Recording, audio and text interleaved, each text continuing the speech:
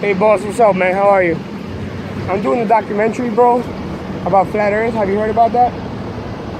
Do you understand any liquid has to be contained and it's always level? What do you mean? Any liquid, I mean water, juice, oil, has to be contained and it's always level. Yeah. So how can that exist in a round Earth? Gravity? Gravity is just a theory. I don't know. So it might be like you've been lied to your whole life. Maybe? I don't know. So maybe your whole problem is that you've been lied to. Your mind is in the wrong place because you have no idea where you're living at. Shit. Oh shit, right? Yeah. So I'm giving consciousness to people, a little power of mind, critical thinking, and I'm bringing back power to the people, bro. You feel me? Right? So have you ever seen the curve for yourself? Like satellite pictures?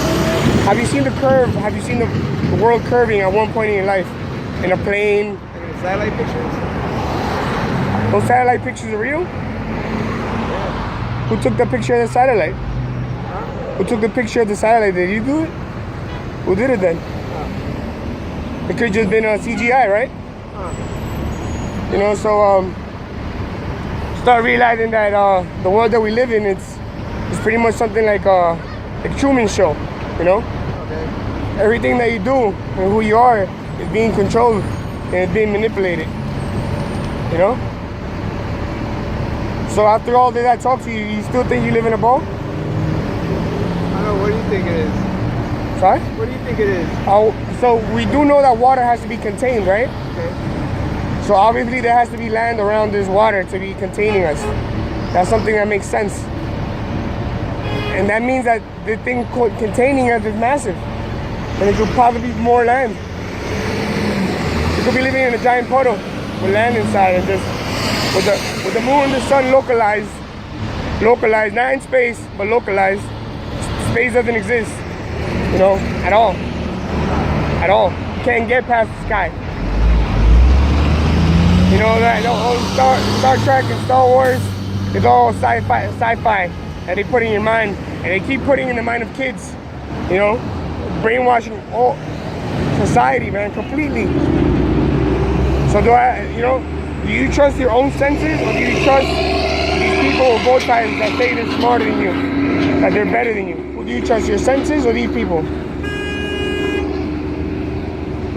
guess my senses, right? Exactly, right? Yeah.